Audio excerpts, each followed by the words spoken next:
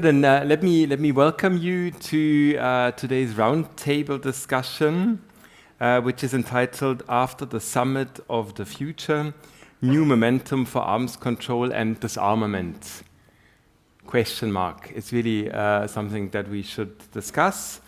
We are organizing this together with the Austrian Research Association, there with the working group on peaceful change that I'm heading, and with the United Nations Office for Disarmament Affairs.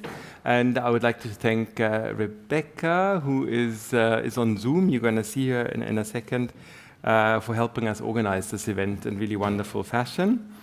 And thanks a lot to everyone actually who is here in the room as well and helps to facilitate things here. A few things, a few words about the Summit of the Future and the Pact for the Future. Yeah? It's a really long document, if I remember correctly. It's almost 61 pages long.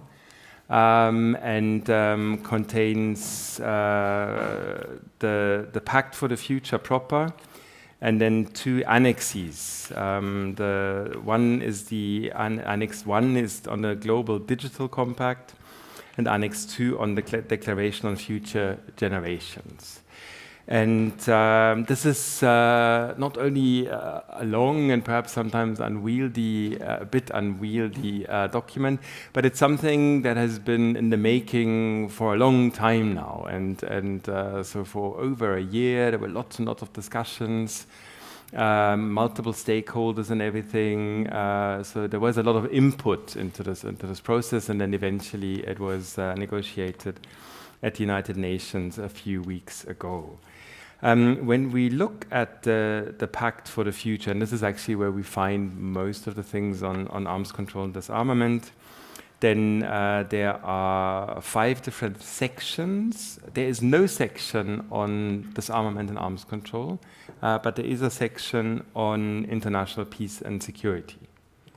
And within that section, there are 2 actions. So those are supposed to be the action points that summarize the gist of it and that should galvanize support by the member states. There's action number 25, who would advance the goal of a world free of nuclear weapons. And there's action 26, who will uphold our disarmament obligations and commitments. And then when you look at the pact itself proper, then you're going to find much more elaboration on all of these things. Especially on different kinds of weaponry, different kinds of disarmament obligations, and so on. A couple of things are also implicit. So Action 27, for instance, talks about new and emerging technologies, and obviously these oftentimes can be weaponized. They have repercussions for arms control and disarmament. But I'm going to stop here. It's really just to introduce, and I think events like this are important because this is a big document, and now the point is to fill that document with life, yeah. So that doesn't stay something that was simply negotiated at the United Nations, but that it's actually something that changes things. I'm hesitating about it being implemented because it's not legally binding or something like that. But we're going to get at that. Let me introduce you our panelists quickly. And now I think you should be able to see Rebecca. There she is. Rebecca, hello. Rebecca, if I'm not mistaken, is in New York again at the moment. She is the chief of the United Nations Office for Disarmament Affairs here in Vienna. And given that job, she obviously shuttles back a lot between Vienna and New York. She's been at UNODA since 2019, and since 2022 she is the chief. She's been at the United Nations since 2008, so for about the same time that I've been at this institution. And she previously served in the United Nations, in the United States Department of State in Washington. Then to my right is Jaewoo Shin. He is senior analyst at the Open Nuclear Network, which is associated with Pax Sapiens, and he specializes on the analysis of nuclear and missile programs. He's basically one of my neighbors here from the Argentinierstraße. And the other neighbor is really quite amazing. The other neighbor is Stephanie Fenkart from across the street, actually, quite literally. She is the director of the International Institute for Peace in Vienna. She has been in this position since 2016. Also has a number of other positions. She is member of the Advisory Committee for Strategy and Security Policy of the Scientific Commission at the Austrian Armed Forces. It's a very long name. Yes, it is. It absolutely is. And she's also the chair of the board of the Balkan Forum in Pristina. And then we also have someone who has actually been at the Summit of the Future himself. That is Markus Wainde. He was there as UN Youth Delegate of Austria. And has a lot of other interests in international affairs as well, experience in development initiatives in Senegal, has a background in business, economics, and international legal studies, so plenty of interest in international affairs. And I suggest that to our panelists that maybe starting with Rebecca, something like 5 minutes or so, dealing with our question mark. So the UN Summit of the Future, the Pact for the Future, is that likely to provide new momentum for disarmament and/or arms control? And if so, how could this happen? Because it probably wouldn't happen just by itself. Rebecca, then the floor is yours. Great, thank you, Markus, and I hope everybody can hear me well. Hi from New York. It's great to be with you, sadly not in person, but really excited to be doing this jointly again with the Diplomatic Academy and the Austrian Research Association. So thank you so much to both of the partners involved in this event. It's the second time I think we're joining forces this year. And as you said, Markus, I think it's a very timely moment to be speaking about this pact for the future and what it might mean for arms control and disarmament. And for me, I mean, I think it's really worth reflecting for a moment on the pact as a whole. I mean, you honed in on the security dimensions, and that's really what we're here to talk about today, specifically disarmament, arms control. But as a whole, I think it really is worth emphasizing that this is a really unique moment in history. I think the SG has called it a once-in-a-generation moment where 193 member states came together to agree this document.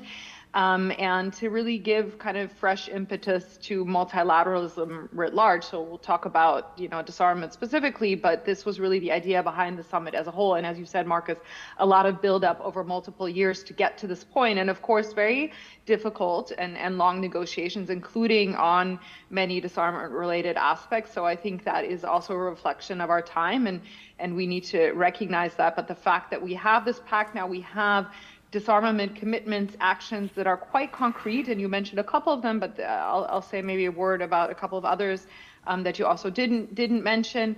I mean that, and then that disarmament is really in there as a critical and recognized as a critical security instrument. I think that's really worth emphasizing. And also, as you mentioned, a very kind of intensive and long participatory preparation process. I mean, obviously, it's ultimately states who have adopted this document. It was states negotiating the content thereof, but lots of inputs from different actors in the lead up, from regional organizations, from civil society, from youth. And I know we'll hear more from the other Markus about the youth dimension.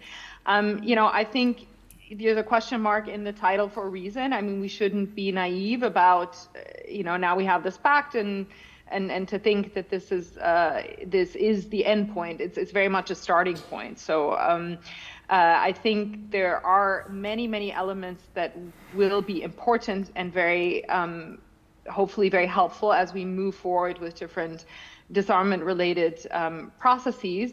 But it is by no means a solution, as you said, as you said, Markus, it's not a legally binding document. It's a set of actions and commitments that states have outlined.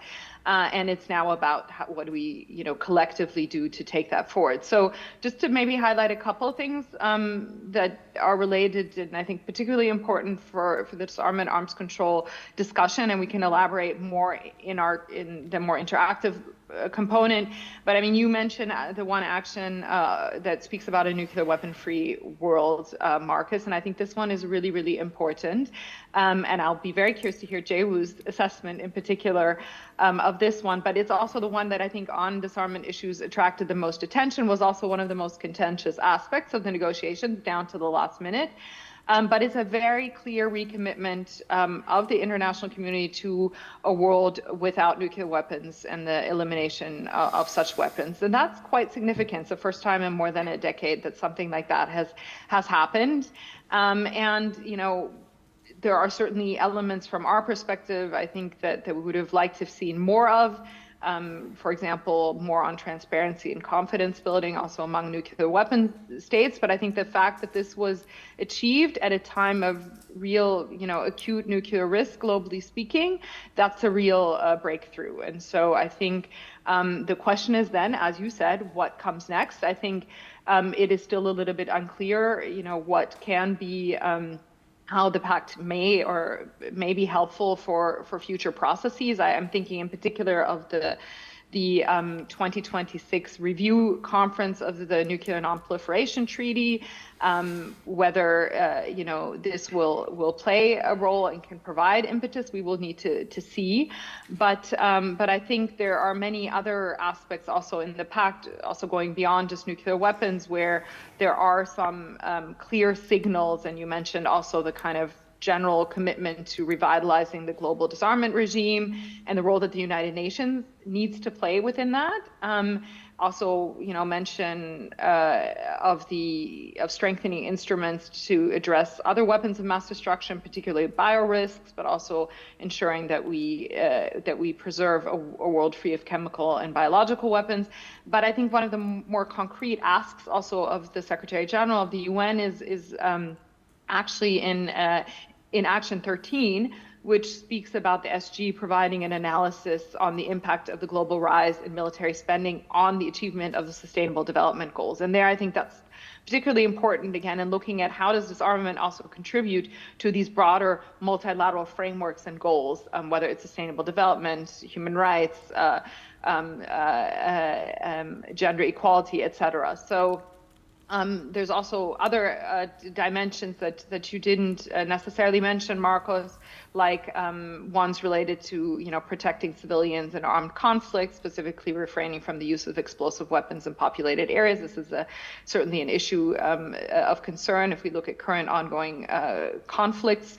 Also dealing with the risks associated with small arms and light weapons, but also this emerging tech dimension, Markus, that you mentioned, in different aspects of that. Military applications of artificial intelligence are mentioned. I think this general idea of what should global governance around artificial intelligence look like is a big question mark for the international community. We heard it a lot, not just at the summit, but also at the UN General Assembly and high-level segment the following days.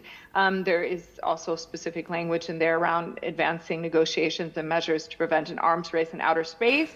From our perspective, we would have liked to have seen stronger language on lethal autonomous weapon systems. The Secretary General has called for a ban on such weapons by 2026. That is not reflected to that extent in the pact, but you do see also points on advancing processes related to lethal autonomous weapons. Similarly, on ICT security aspects, perhaps not as strong actions or statements specifically on what would be the next steps, especially upholding norms of responsible state behavior in cyberspace. It's not there explicitly in the pact, but I think there is quite a lot there. And so I am indeed in New York this week. I'm at the first committee, which will no doubt be taking up a number of these issues, and we will see a little bit in terms of how states decide to also bring some of these dimensions into such processes. The first committee is obviously not the only one. I mentioned the NPT review conference. There are other platforms that will certainly play a role on the multilateral level. I think there's a fragile consensus around the pact. Certainly in the negotiations, the pushback on certain language, agreed language, including on humanitarian disarmament aspects, is something that does cause some concern. But as you've said, and I think as the Secretary General said, this is a jumping off point. It's now the door is open. How do we walk through it? As I think was also on the concept note for this event. And so I mentioned some of the multilateral processes and the role that no doubt will be important also for the UN to play. But I think disarmament has always been this web of different layers of commitments, of instruments at the multilateral level, at the regional level, at the national level, at the bilateral level. In particular between the big military powers and between nuclear weapon states. So, I think we'll need to see also steps and actions across those different layers going forward. And so I'm really excited to hear from the other panelists also about the thoughts on the contributions that different stakeholders can take. Certainly from the UN side, we are assessing, looking at what are the specific asks of the UN, of the Secretary General, but also, again, what will be some of the implications coming out of different multilateral processes for how we take this forward. So it's still very much an unwritten conclusion, really just at the start of a journey. I think, Markus, would be my main answer to you. Yeah, looking forward to the discussion, and I'll leave it at there for now, and we can elaborate when we get into the Q&A. Thanks a lot. I think we can quickly, yes. Rebecca, thanks a lot for a really brilliant overview of what is in these many pages. It was very succinct and I think the start of a journey. I think that's a very good metaphor. Then we're gonna go on with Jaewoo. So what's your take on all of this? First of all, thank you to Rebecca for the invitation and UNODA for organizing the event and for the Diplomatic Academy for hosting us and me. It's great to be here and to speak to you. And first, I want to start with a disclaimer. As Markus said, I'm a researcher looking not so much at the developments that happen in the multilateral context, but more looking at, okay, what are nuclear armed states actually doing in terms of developing their capabilities, what kind of policies are they adopting and how are they changing over time. So I'm really more of an outsider looking at these issues. And so any questions that relate to the process, the summit, I think they should go to the other Markus. That being said, looking at the nuclear regime and relations between nuclear armed states, these days it's really difficult to be very optimistic about the future.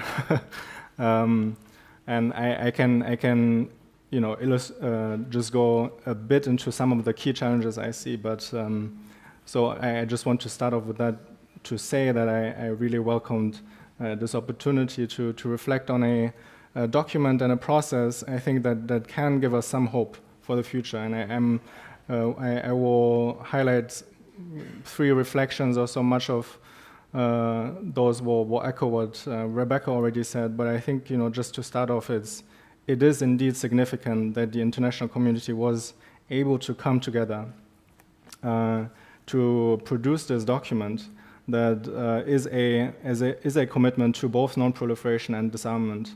There's a multilateral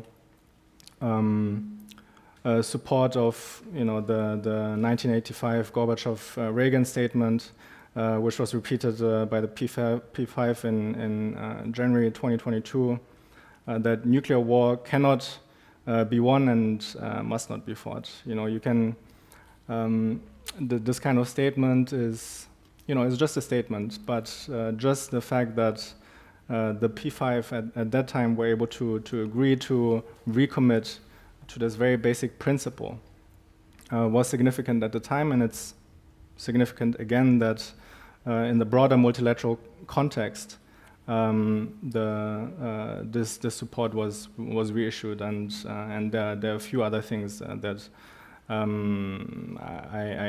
want to highlight in just a minute.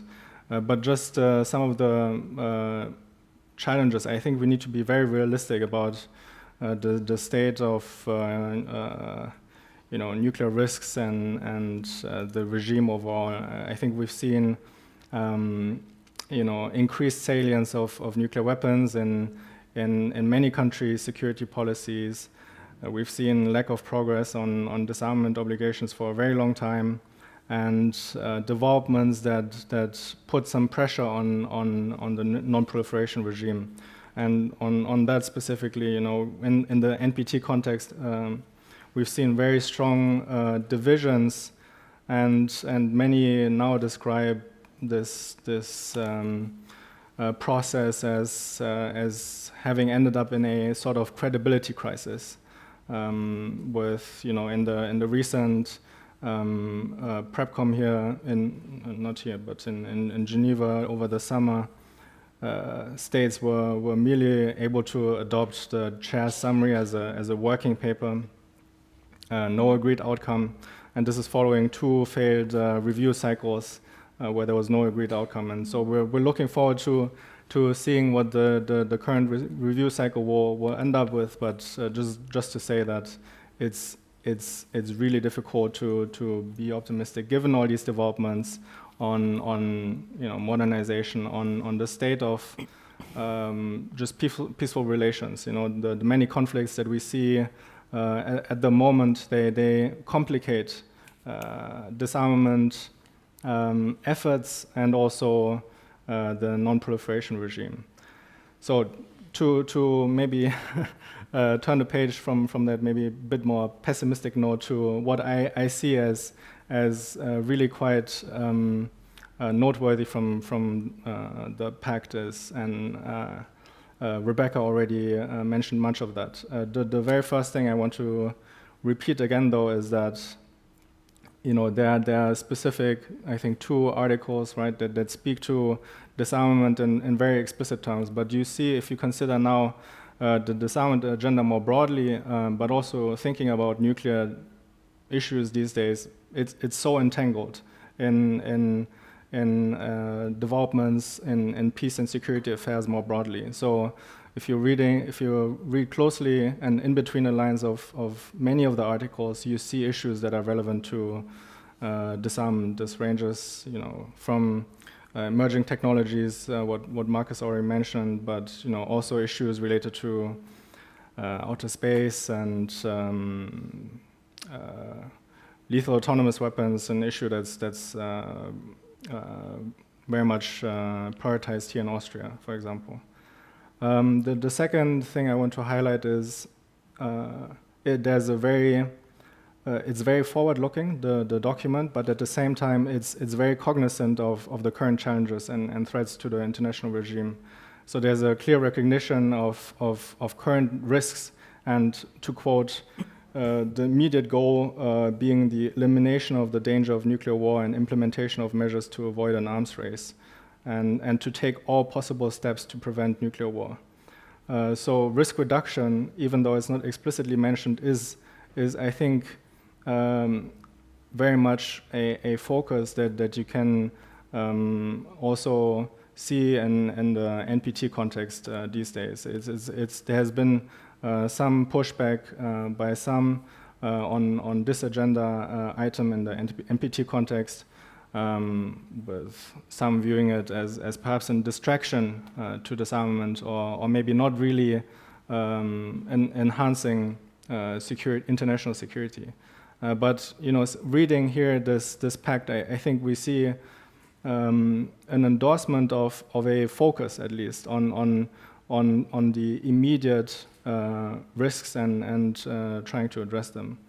And just the last thing I want to highlight is, and Rebecca already mentioned this broad participation we've seen in the context of the summit, but also I think we see this in other fora as well. The global south is much more engaged on these issues, particularly since the humanitarian initiative, and it's become their contributions, they shape the agenda more and more. And I think we see that a bit also in what's been happening in the context of the summit. And so I don't think to your question perhaps, I don't think the pact gives us a clear pathway on how to move forward for the very challenging disarmament issues, including on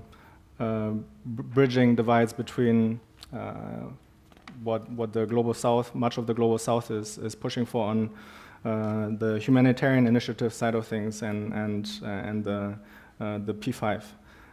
But it gives us optimism and language that can be used to maybe shape also discussions in another fora. Thank you. Thank you very much. Also deserves a round of applause. So thanks a lot. That was specifically now on the issue of nuclear weapons, yeah, because the language in the pact is very strong. I mean, fairly strong, right? We will advance the goal of a world free of nuclear weapons, yeah, and that's probably something we have to go back then in the questions and answers and the discussion, and I think Jaewoo's contribution is actually very precious because there may be a discrepancy there, right? Because between what we see on the one hand, what has been going on for many years, and the language that we see in the pact. Yeah? But obviously there may also be, and that going back to the question about the momentum, maybe there could be a momentum to change this established pattern, discouraging pattern. And Rebecca, I think, hinted at that in several times in quite interesting ways. Then Markus, we're going to go on with you because we share the same first name. No, we are going to continue because you've actually been there at the Summit of the Future. So you can tell us perhaps a little bit about what happened there, and also on our question: is the pact going to help us towards new momentum for disarmament and arms control? Okay. Thank you very much. I'm very glad to be here. Thank you for involving a young person in this discussion, something that is often not done. And thank you all for coming today and spending this evening with us. I'm glad to be here because this is a discussion that is very timely and that is also very important to young people. I'm happy to share my perspective, both as a youth delegate, which is especially informed by the fact that for young people in Austria, according to the 8th Youth Report and by the federal government, but also the ÖFG Youth Survey, war and security, are among the most pressing issues that young people express when they express their anxiety about the future. On the other hand, my perspective is also informed by the fact that I lived in Senegal, in West Africa, working at the embassy during a time when there were many coups in the region, and I talked to other young people who were very much affected by security issues, and especially about the security climate nexus face to face. So as other panelists and also Rebecca have been able to share maybe much more eloquently and in detail, is that we are happy that there is very strong language on certain issues in the pact.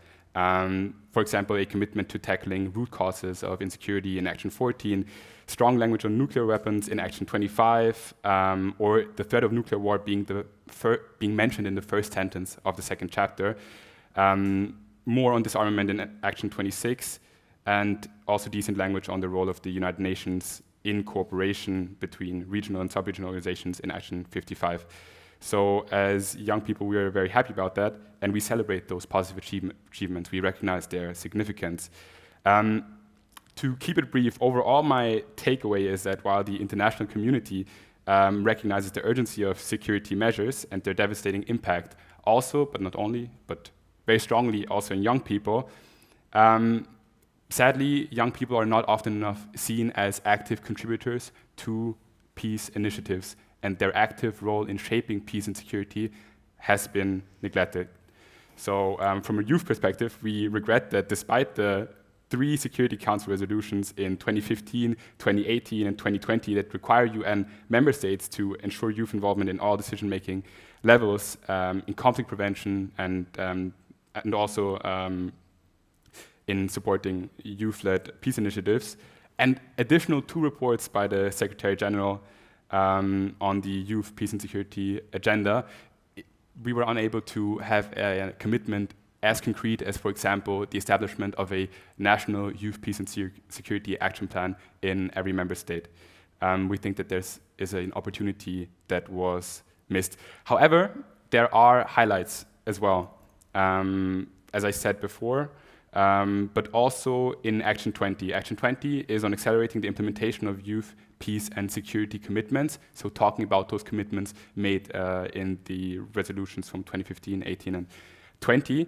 And it outlines, for example, full and safe participation of youth, which is essential for global peace and security, since being engaged in peace initiatives can often come with a great risk, especially for young people who are vulnerable in so many ways. And also, of course, strengthening the implementation of national and regional youth, peace and security roadmaps. There is one thing that we regret very much from the 3rd revision to the final pact. There is an action, which used to be Action 20, relating to the nexus between climate and peace and security, which is highly relevant to youth, especially those young people that I talked to in Senegal, for example, that has disappeared from the pact. We were so excited about this that we actually planned a side event where this was a central theme and then had to adapt it when it was no longer part of the pact. I have more notes on the Declaration on Future Generations, but maybe I will keep this for the actually, Q&A. a few words would be good about that, if you don't mind. Okay. So what is positive about the Declaration on Future Generations is, on one hand, that peace and security are featured quite prominently. So the first guiding principle, the first commitment. So the start of 2 of these chapters start with issues on security, and what we think will truly make a difference is the proposal of the appointment of a special envoy on future generations, which will be able to bundle information on the implementation, but also ensure more transparency and more accountability with member states. This, of course, relates to all the commitments made, but of course, especially also to peace and security commitments and actions described in the Declaration on Future Generations. Markus, thanks very much.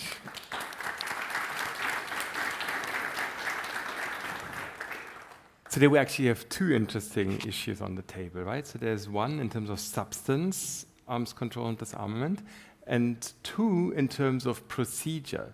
So who negotiates, who makes decisions, who is entitled to have a voice, basically. And I think that's an important point. Stefanie. Okay, now it's up to me. First of all, thank you very much for the invitation, and thank you very much for bringing the topic disarmament and nuclear disarmament back on the agenda, because as the topic says, a new momentum for arms control and disarmament. I very much must say, in my own experience, I must say it's unfortunately, very unfortunately, a no. I've been in many, many discussions in the recent month in many countries inside Europe, also a little bit outside of traditional European Union countries, and always when I bring up this topic and say, we need to discuss nuclear disarmament, disarmament in general, people would tell me, no, now is not the time to talk about it. And my response always is, no, exactly right now is the time to talk about it. So why is this the case? I do think really we need to look a little bit on the world as it is right now. And as much as I appreciate that the United Nations have been able to pull off this pact, I must say I was quite astonished that this actually happened in these times, because if we look at what is going on in the world, I mean, we are seeing some very, very concerning trends, and I think it is kind of my obligation also to point a little bit on what is going on in the world. We are going away from this multipolarity, from this multilateralism, international world order, as we used to call it, where we had this understanding after the Second World War, saying never again. Now what we are witnessing is not only the war against Ukraine, but we are seeing what is happening there. And I remember very, very vividly that the European Union in that case, since it was very, very close to Europe, that we actually managed to stand strongly together, condemning it, coming up with sanctions. But then we forgot about something else, which was the so-called Global South, because they actually said, you know, we are not actually in favor of what Russia is doing there, but we are not really seeing it as such a huge problem as you are doing. And the question behind it is not that they actually thought that Russia is doing a good thing, but they actually had the feeling that the international world order is not really, that they have been treated with arrogance for the last couple of years and that they have not been considered. So the sanctions policy came into play there. And I'm not actually making the case for that, because very, very obviously it was illegal, unprovoked war. But nevertheless, this is also how, in a multipolar world, like many other countries are seeing what is going on there. On the other hand, we are facing right now, and I think today is also a very, very difficult timing actually to come up with this, because yesterday was the first anniversary of the Hamas attack against Gaza, which obviously is a terrorist attack, and it was super brutal and criminal. But then again, we are facing there now a whole year with extremely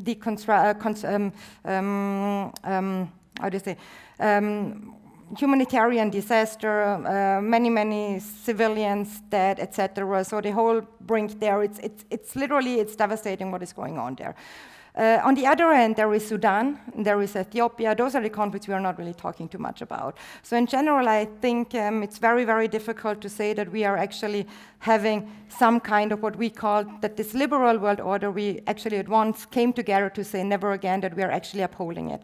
So I think this is one of the biggest problems, and I think it is very, very important to restore this credibility if you want to come to nuclear disarmament in the future. We have been seeing since the war against Ukraine that Russia has been setting a new trend by actually using nuclear coercion again, something which actually was not on the table for many, many years. We do hear about the lethal autonomic weapon system, so we do have also, I would say, difficult additional trends we are facing, which is how do we deal actually with artificial intelligence and wars, and how they are actually also applied. And we also know that Israel has been doing that in the war against Gaza. I mean, we know that they are using artificial intelligence actually to identify targets, which obviously then also leads to identifying more targets than humans would actually be seeing. So these are all very, very difficult issues we are facing in times when actually we're also talking about we need to rearm ourselves because the danger is very, very big. So I think the time is very, very important that we talk again about disarmament and nuclear disarmament. And I do think this is also where civil society comes in to also discuss about possible, what would it mean, nuclear deterrence? What does nuclear deterrence even mean? We are having this discussion that we need to enhance nuclear deterrence because of what Russia is doing. But nobody really challenges what nuclear deterrence actually in fact is, because it means if you want to be a nuclear deterrent power, it means that you need to be ready to use nuclear weapons. And this is something I think is very important also to understand. So I think the time is very, very right to discuss the issues. I don't think that we are having a new momentum these times. I do think we are facing so much problems when it comes to this international world order. We need to restore credibility, and that means for every one of us in the West, in the South, to actually uphold humanitarian law, to uphold international humanitarian law, to uphold human rights, no matter who is perpetrating crimes or not. And I think this is part of the problem, and if we are not managing to do that, I think that no agreement will be reached. The golden era, very unfortunately, very, very unfortunately, of arms control seems to be over. There is not a lot left, and the whole, I would say, atmosphere in which disarmament discussions have been taking place becomes more difficult because of the technological advances, but also because of this shift from this, let's call it, the so-called rules-based unipolar world order, then to the Cold War, where it was mostly the US and the Soviet Union, so two players. Now we are facing a much more diverse world order. We're talking about polarism. So many countries, they actually don't want to choose sides, but they are still acting there, and they also are looking for their own security, and their own security is first. And what is actually left out there is the human security and also the humanitarian security.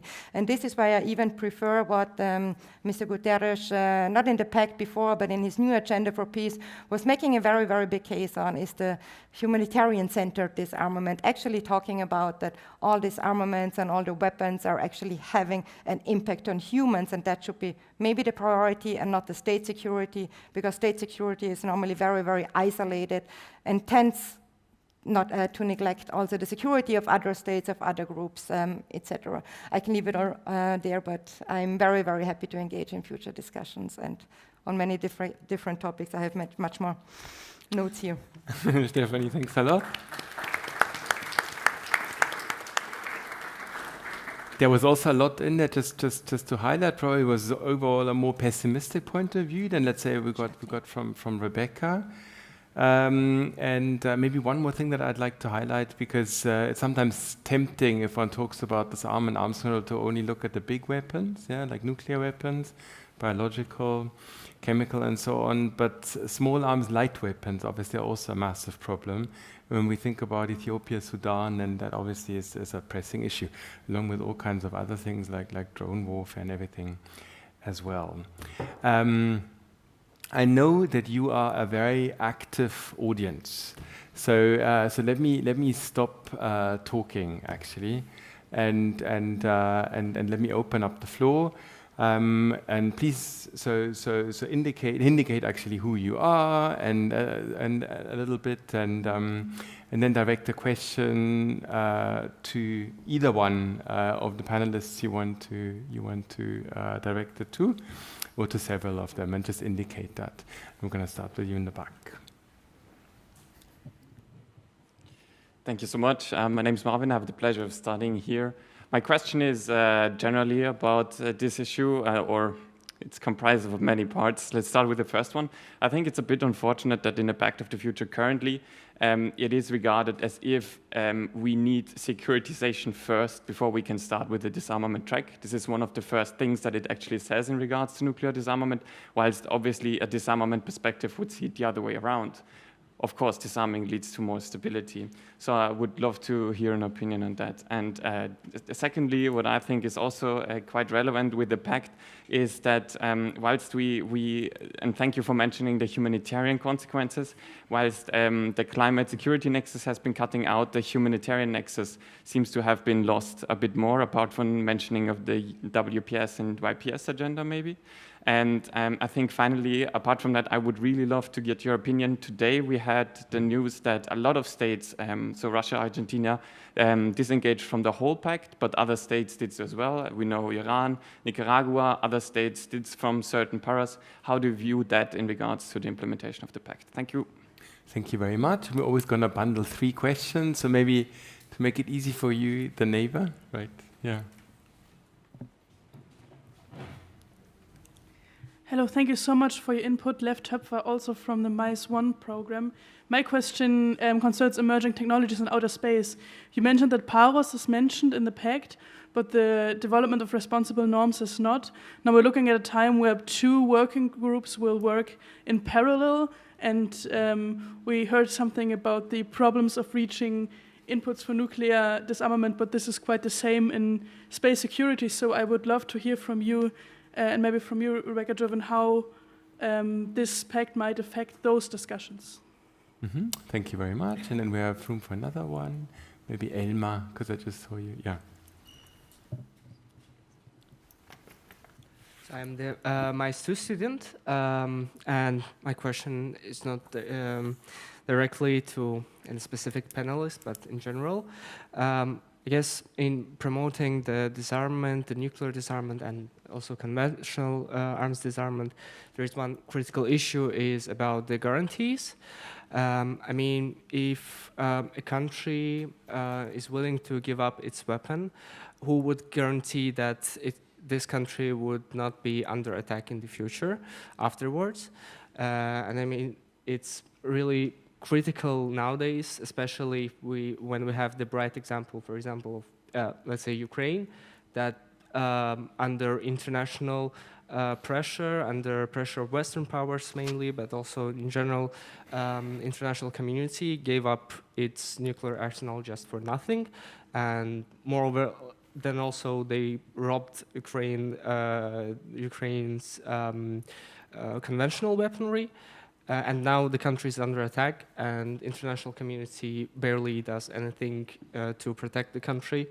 And this is just one of the examples that concerns, let's say, Europe.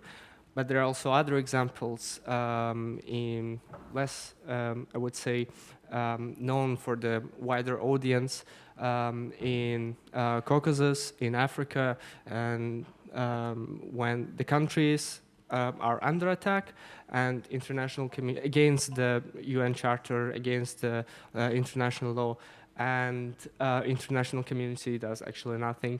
I mean, yes, we have the mechanisms of Security Council, but it works only when it comes to Kuwait or Libya, but not to other countries. I mean, are there any mechanisms to be strengthened or created or established that can assure other countries voluntarily give up their arms and not be afraid to be invaded afterwards? Thank you. Thank you very much. So there's a lot of big questions, actually, right? And amongst the panelists, feel free to go for whatever you want. I'm just going to repeat very quickly. So there was the question about does stability breed disarmament or the other way around? There was a question about space security. There were questions about state commitments to the pact just a few days later. There were questions about nuclear guarantees or security guarantees more generally, and about whether we need new mechanisms, a new security architecture. I know these are all very big questions, so with the panelists, whoever wants to go for one of them or two, go ahead. Then, Rebecca, yes.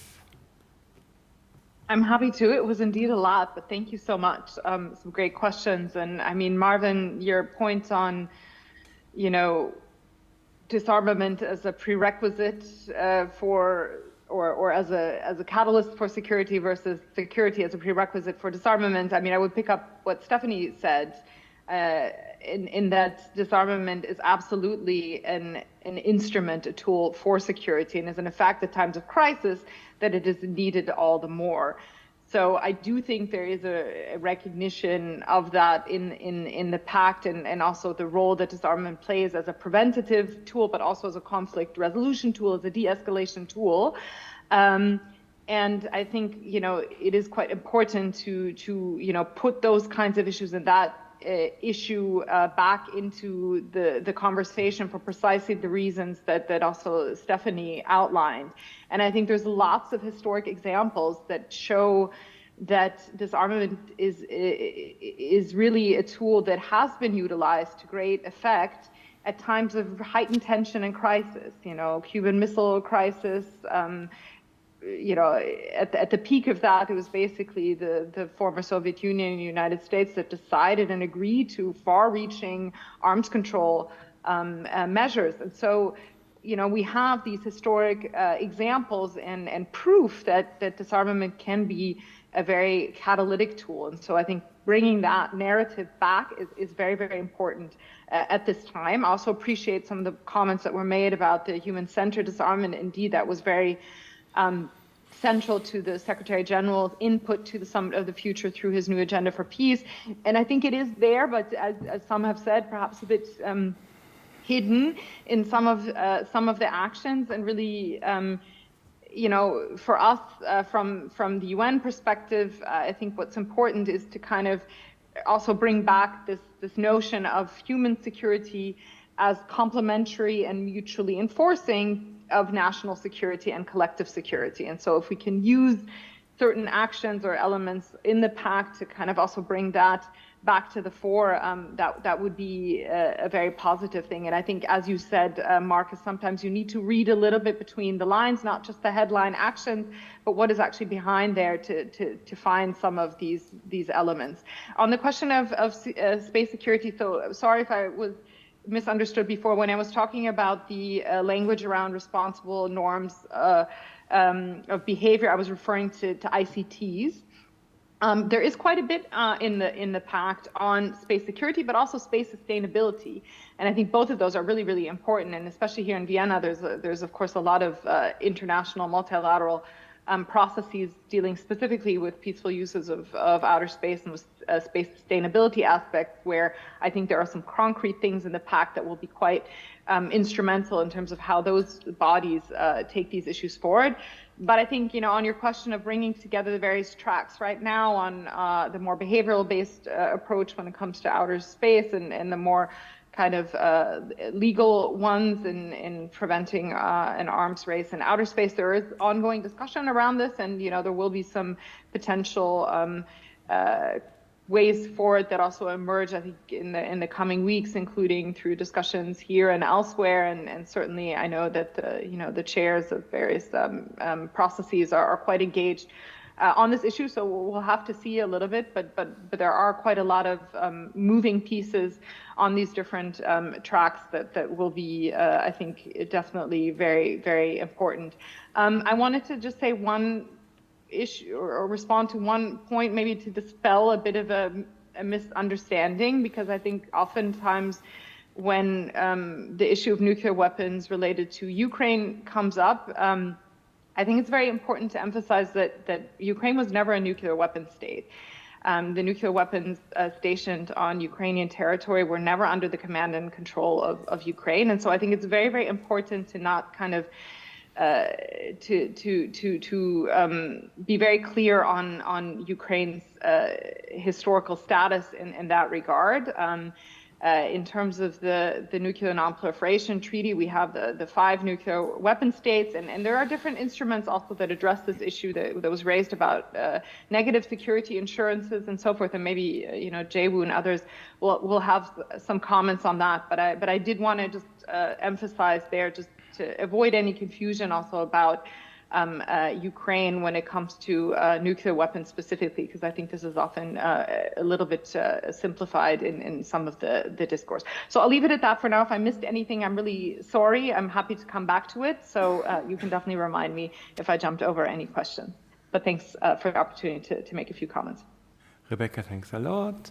Is there anyone else who wants to do maybe just things? Just very briefly on your comment on some countries distancing themselves from the pact.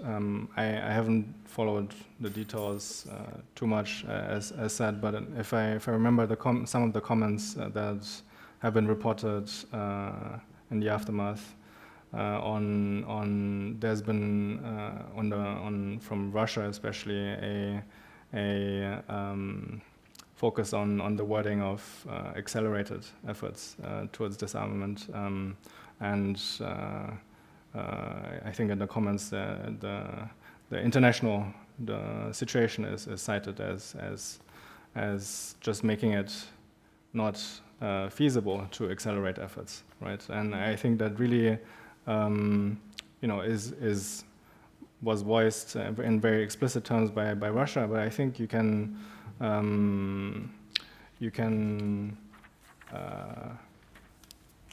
other nuclear weapon states have similar positions, obviously to varying degrees. But if you follow the debates that happen more in the NPT context or positions that have been voiced vis-à-vis the TPNW and many of the nuclear weapon states, if not most, opposing the humanitarian initiative and TPNW efforts, I think you can very much see this very strong position that nuclear deterrence in those states' view is seen as the priority at the moment, and any efforts that would go towards accelerating efforts to disarmament are viewed as just not right for the moment.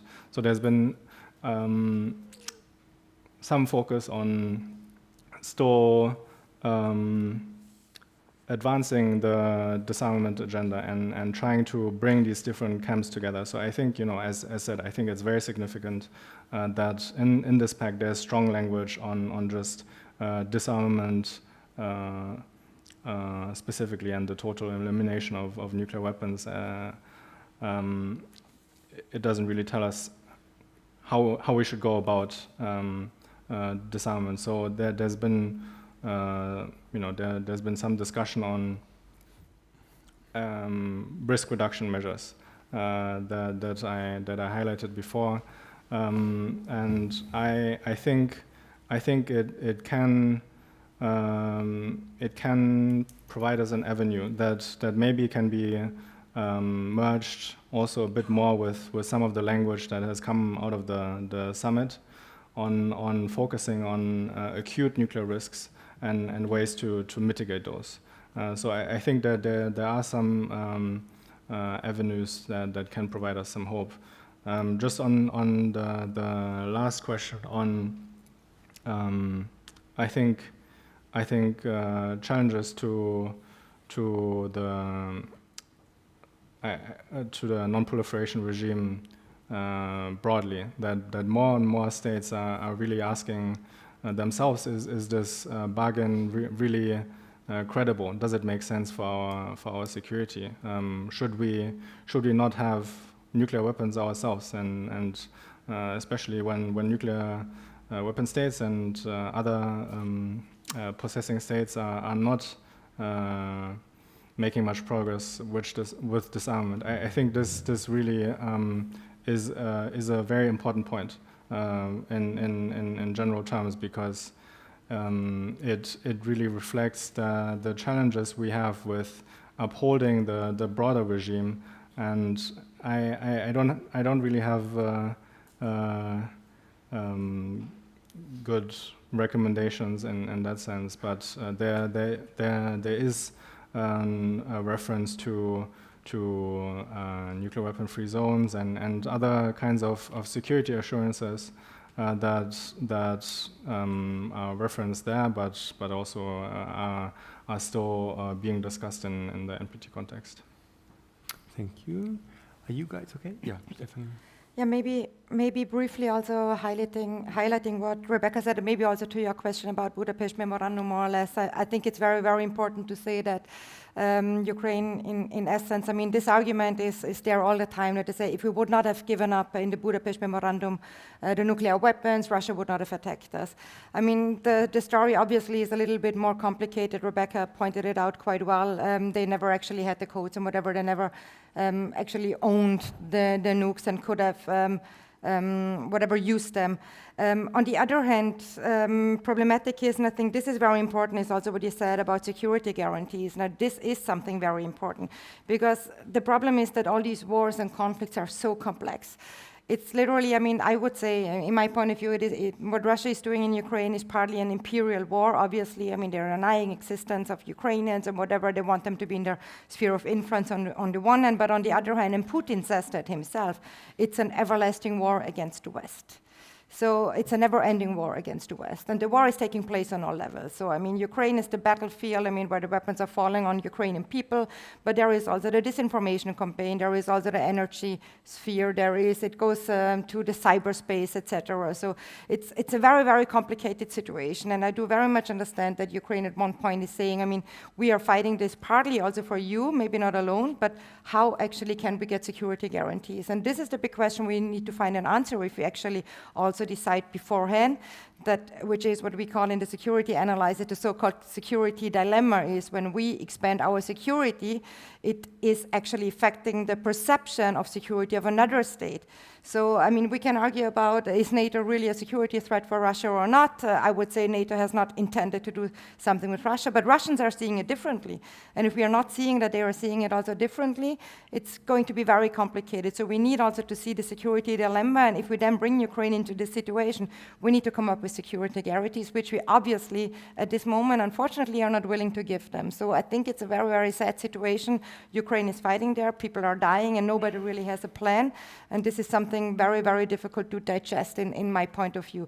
On the other hand, since Russia is a nuclear power, you can also have the feeling that, you know, NATO is not intervening, and Polish army or whatever, or NATO allies are not intervening, although they are making a very, very strong case. They are not doing it because there is this nuclear threat in the end. So you do have, on the one hand, you know, also this idea that because Russia is a nuclear power, they can actually wage a conventional war against Ukraine, and more or less we are trying to support, but not really. So it gives us a limbo. So I do think that this is the very important question, is what about security guarantees? Who is willing and able to give them security guarantees? And I think this question has not been tackled within the European Union yet. We're talking about possible future membership of Ukraine. There is not yet an action membership plan. So I think this is really the question we need to ask, and it's a very, very difficult one, so to say.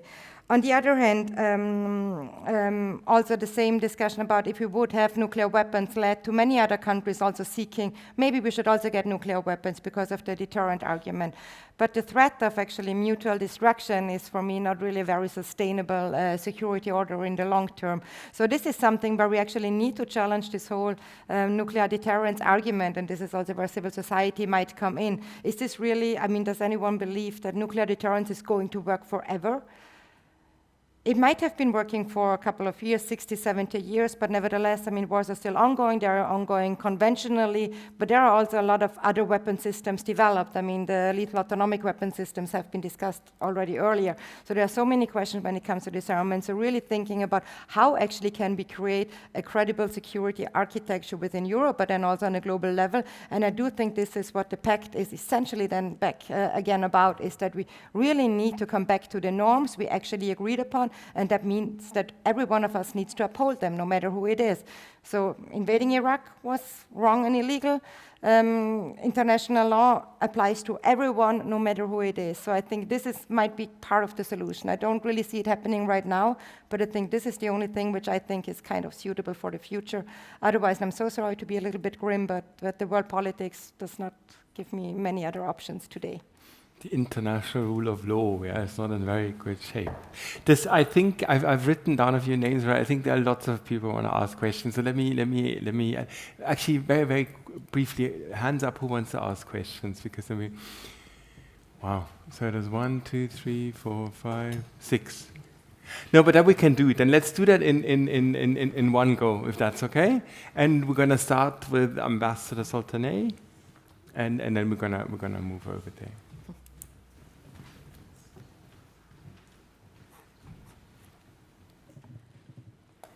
Thank you very much. I want to commend the panelists for this event. The answer to your event is positive. Merely having this meeting is one of the, in fact, reasons that I am optimist that there is a new momentum. However, I have to remind that Austrian very positive gesture for humanitarian aspects which led to a new treaty, TP and WT. That was a good gesture, and the whole world thought that this is a new momentum, a new chapter. But gradually we are getting used to it, and now faded away. Nobody talked about it. The weapon state totally boycotted, no objection, and as if that many, even intellectuals, they don't know what's TPNW all about.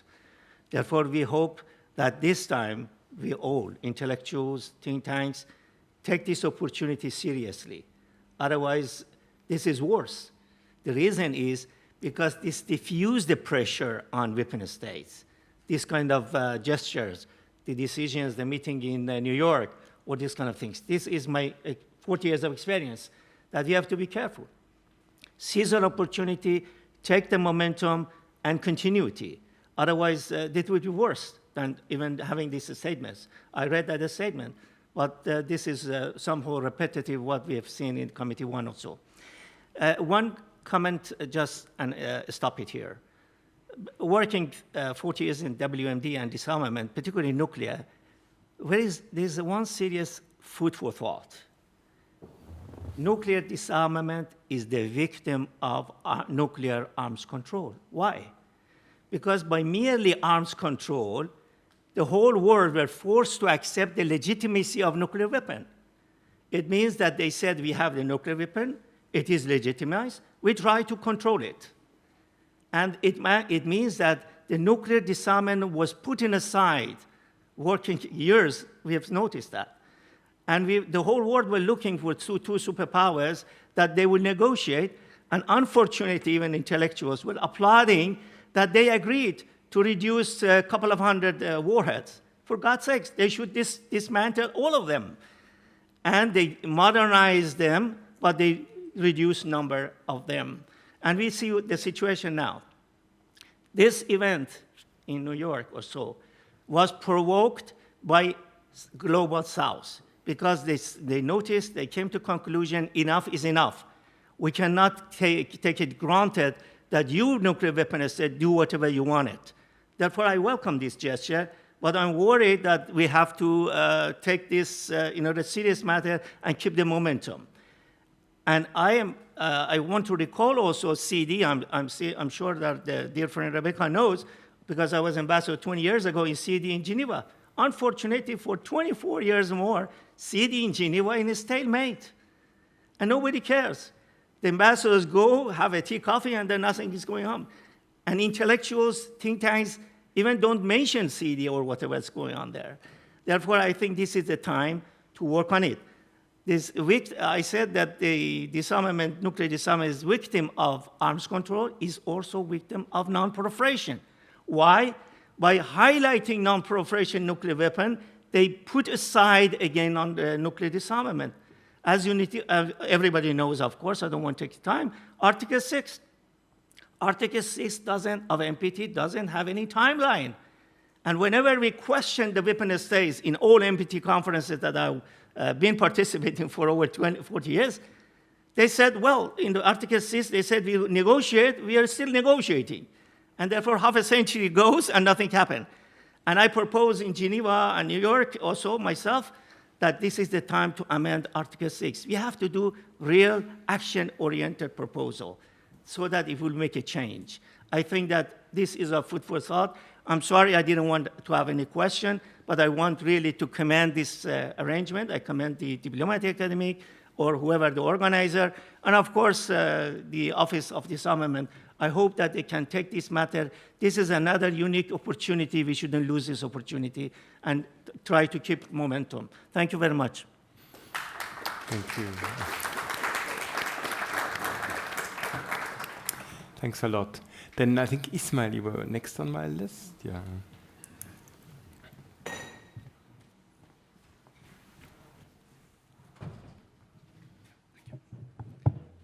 Thank you for the talk. I'm Ismail. I'm my student here at DDA, and my question is not to like one specific person, but in general, what is the difference between this current document and other like international agreements we already had? What's the difference? Because it's like we already had many of them, many of the documents which claim that we must disarm, we must control weapons. But especially this document, for example, I personally can't see any differences in how it can help, because as already was mentioned, Russia openly said that disarmament clause isn't acceptable, and Russia distanced itself from the consensus.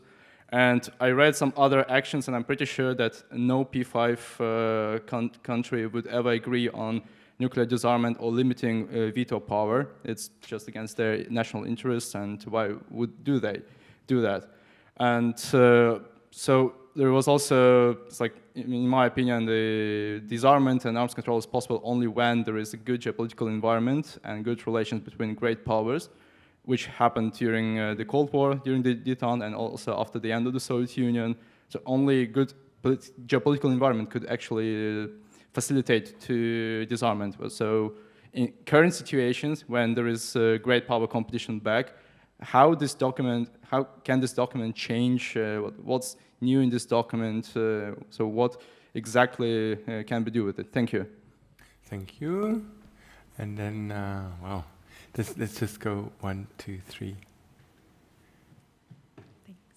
And then maybe I'm gonna at some station stop the list because it's gonna get too long. My name is Victoria. I'm also a MIS2 student, and I think I have a follow-up question on P5, because they've all signed this document, but as far as I understand, this is just a declaration of intentions, which basically means they have no obligations under the document. And I had a look at the statements made by P5 countries after and before the summit, and well, in the statements of France, the UK, and the US, there is not a single word in the priority lists about disarmament. The Chinese, well, I didn't find their final statement, but before the summit, they said that they would be in favor, but only when the Western countries and Russia disarm. And as Ismail has just mentioned, Russia said that they oppose the acceleration of the nuclear disarmament process against the background of ignoring the principle of equal and indivisible security. So that's a question probably more to Rebecca, because she was very positive about this, at least starting point. So how would you compare this at the same time they signed the document, but it's not legally binding, and then in the final statements they make no reference to this very part of the document or oppose it even? Thank you. Thank you. And then we'll do the two of you, and then shelve the rest, because otherwise it's going to get too much. Yeah. My name is Ata Alieva. I'm a second-year MAI student. First of all, thank you very much for giving us this lecture, and thanks to the DA for hosting this event. It was really interesting and useful to kind of get these insights into the Summit of the Future and nuclear disarmament realm as a whole. So basically, I have two questions. First of all, the previous century, as well as some of the recent events, showed a strong positive correlation between public opinion and positive, I would say, just major political events, political narratives, including nuclear disarmament and arms control sphere. But at the same time, more surveys show that more and more people are not that concerned with this dimension as much as they were concerned, for example, after the end of the Cold War. And so basically, they don't really consider the current order, the current situation as a problematic one, and they are quite satisfied with some powers still possessing nuclear arsenals and even some politicians making statements about using it. So in this regard, I wanted to ask, what is actually the UNODA's capacity in this regard? Like, does it, and if yes, how does it affect the public opinion in this sense, to kind of translate the main principles of arms control and nuclear disarmament into the general public? And the second question is kind of a continuation of what Ismail and Vika asked.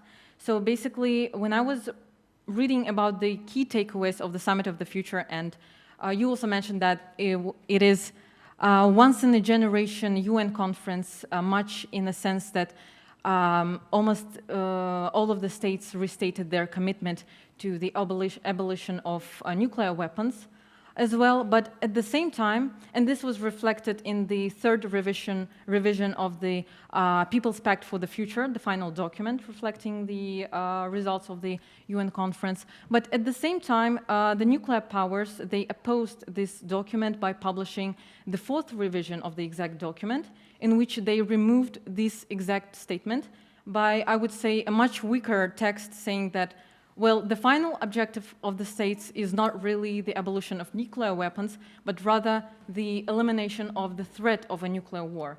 So that is why I wanted to ask, do you really think that this Summit of the Future really brought in some significant changes to the current order, nuclear disarmament and arms control narrative? Yeah. Thank you. And one more. My name is Ekaterina Glagoleva. I'm also a MAIS2 student. Should I take it? You mentioned deteriorated relations between nuclear powers, but I have a question on non-nuclear powers, non-recognized powers, as we see what is happening in the Middle East, and the world is preoccupied of how it can end. And my question is how we can prevent new countries of obtaining nuclear weapons, because that is a trend for many years now, and this is happening. And what is next? Thank you. There was also a very big question. I'm sorry that I have to close the list for the discussion, because otherwise it's just going to get too long. I suggest that maybe in the order in which they started to present, that the panelists just reflect a little bit upon what has been said, pick out maybe a few questions that have just been asked that I wanna say something about, and maybe do so in about 3 minutes or so. Rebecca, you're gonna go first. Tall order, Markus. I know. So much to say, so little time. No, listen, great questions and comments. I mean, I think in terms of what's unique about this document, it is that it's really a comprehensive declaration, and as I said, also with quite a lot of specific actions and commitments. But it's really unique in that it addresses such a breadth of issues and really recognizes the interconnectedness of risks and threats and what is needed by the international community to change course and also to make the UN more fit for purpose. I mean, we all recognize the world is not the same one that it was at the end of the Second World War.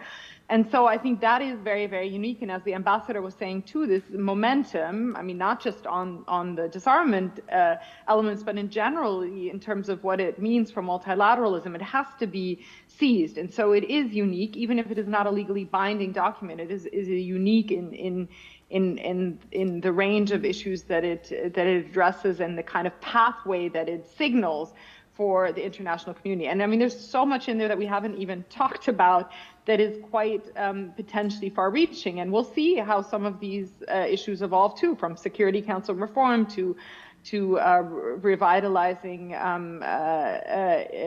the international financial systems, et cetera, et cetera.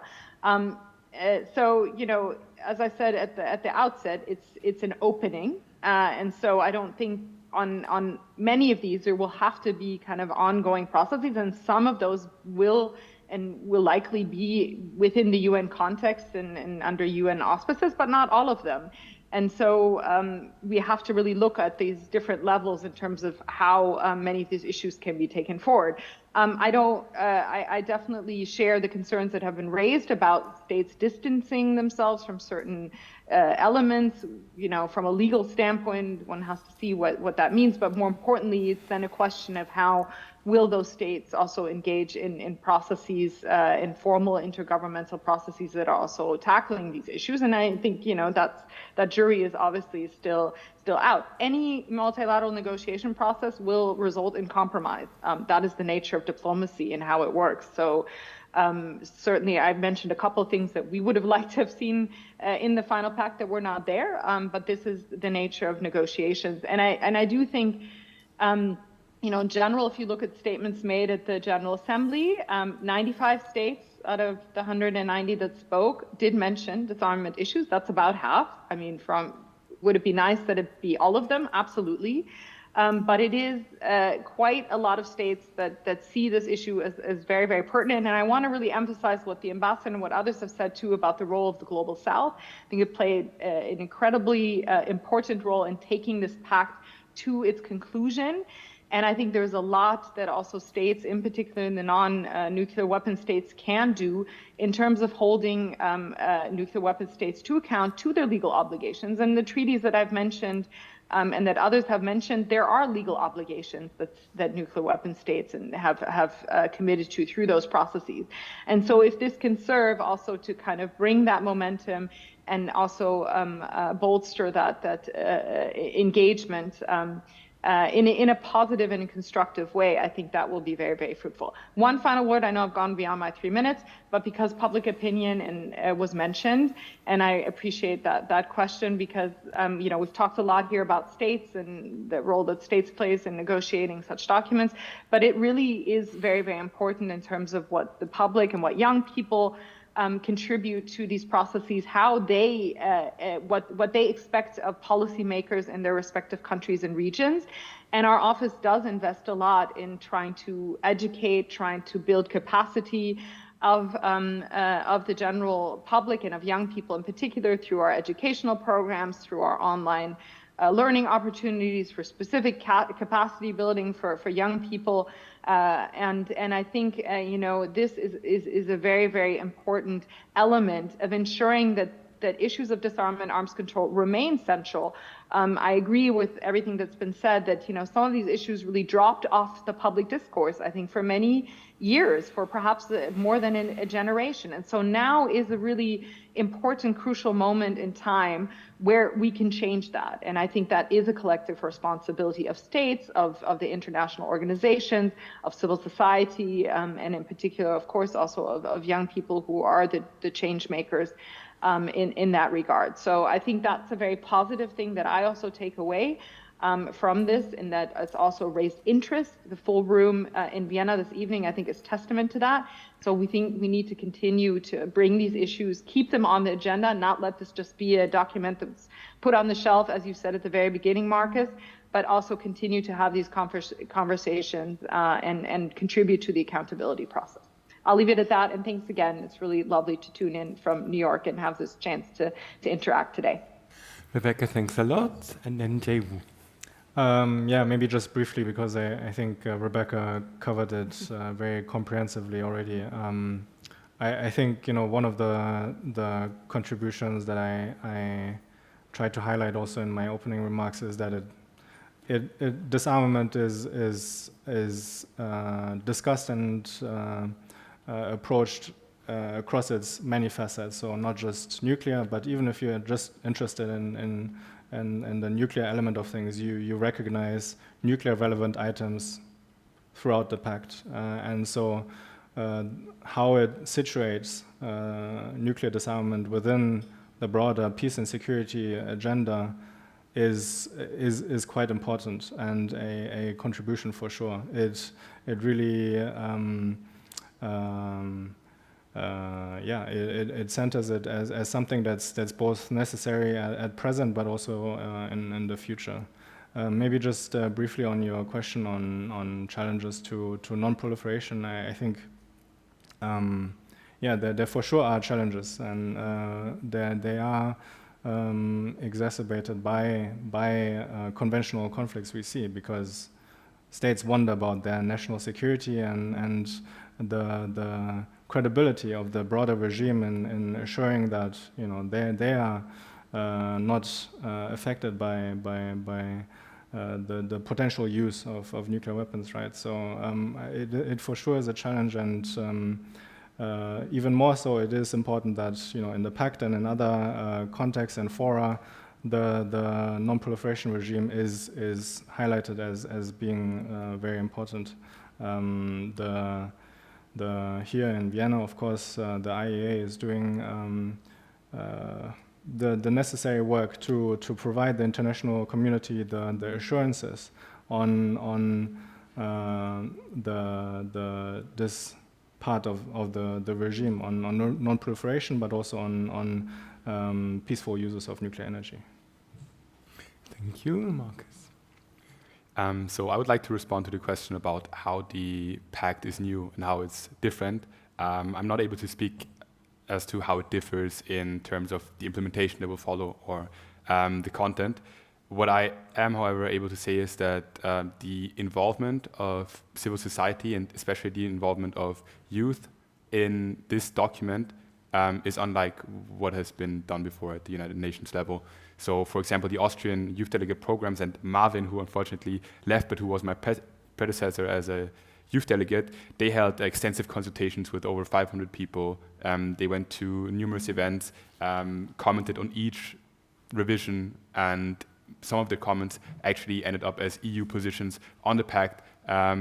Youth delegates have had success in actually putting their concrete wordings, their concrete demands that they gather from young people into the pact. So whereas maybe content-wise, other experts will have to talk on the difference, maybe this pact for the future and the Summit of the Future process will kind of shift the conversation in terms of how we arrive at consensus and who we include in developing these projects. So I'm not sure if that is totally satisfactory, but it is at least something, especially for us young people, it means a great deal. On the topic of disinformation, just because it was briefly mentioned, this is also an issue that I just wanted to quickly speak about because it's so important for young people. I have a personal anecdote. When I lived in Senegal, I talked to one of my many nephews there and asked him what he would do if he had a superpower. He's 14 years old. He said he would fly. And the second thing he said is he would help Putin liberate Ukraine. He is from a liberal household, educated parents who are pacifists, but the disinformation campaigns in, for example, West Africa on TikTok, Instagram, etc., target young people and achieve so successfully to convince them of things that are completely disrupted from their reality. So I just wanted to mention that we need also more engagement on the information war because it contributes to security and on the public opinion on many things, disarmament being one of them. And lastly, the question was, is there new momentum? I think other experts, as before, will have to make that judgment whether there is momentum. But what I can say is that if we don't recognize the active role of young people in the implementation, then this momentum will not lead anywhere long term. So we must recognize that young people are so affected and carry so little guilt in security issues, need to be a part of the solution and need to have an active voice. I will end it there. Thank you. Stephanie? Yeah, I think actually that should have been the final words. But maybe just very briefly on the question on what we can do to convince those who try to acquire nuclear weapons not to. I mean, there are agreements. I mean, we had it with Iran, Mr. Soltanier knows that. I mean, there was the Joint Comprehensive Plan of Action where this actually was tried actually to limit Iran's possibilities. But then we also need to understand that agreements are never going to be perfect. So, but I mean, agreements are part of one thing, what we can actually do. There was something, it was actually a good document. It was not perfect because documents never are, neither is this pact, but it's still a step into the right direction. So this is something we can do. And the next thing is really, we need also to talk a little bit more about the dangers of nuclear weapons, what they are also having. I mean, I don't know, like making alliances together maybe with the climate groups, because nuclear weapons have devastating effects on climate and nature issues, so you can find coalitions there. And thank you so much again, Mr. Soltanier, for talking about the TPNW, the Treaty on the Prohibition of Nuclear Weapons, which is a hard Austrian project, I must say, because Austria has been very, very active in there, but not only Austria, but also especially civil society groups actually working together in bringing this. And it showed something which I think is positive, and that might be my positive note. Sorry for not being too positive altogether. But it is that there is actually a huge majority of population, public opinion, and including states who actually do not want to have nuclear weapons. And if we also consider that there is something like called the Bulletin of Atomic Sciences, who said that the world has never been as dangerous as before when it comes to nuclear weapons. And we don't even talk about outright nuclear war, but there can also be accidents, etc. So this is something we also need actually to push a little bit around, and also to make people public and aware again of what actually these weapons are able to destroy. And I think this is something where civil society, experts and diplomats can actually work together. And I do think that also the pact in this sense is truly maybe not very new in many directions, but a recommitment to these things is very important, because it took them 15 years, and that's a very long time considering the world we're living in. But I already made that bad outlook before. Stephanie, thanks a lot. The question that I always ask myself with these huge documents, that is, on the one hand, it's remarkable that UN member states agree upon something like this. Yeah, so it passed without a single vote cast against it. Yeah. On the other hand, obviously, it's always the question whether states live up to the promises that they make in such an agreement. And it seems to me that it's just not enough to rely on states to simply keep their promises. Yeah? So there is a role for civil society, and there is a role for us actually to remind states to keep those promises. And that's basically, I think, the purpose of this event. So on that note, I'd like to thank Rebecca, perhaps most of all, because she did basically all the heavy lifting in terms of organizing this event. So Rebecca, thanks a lot to New York.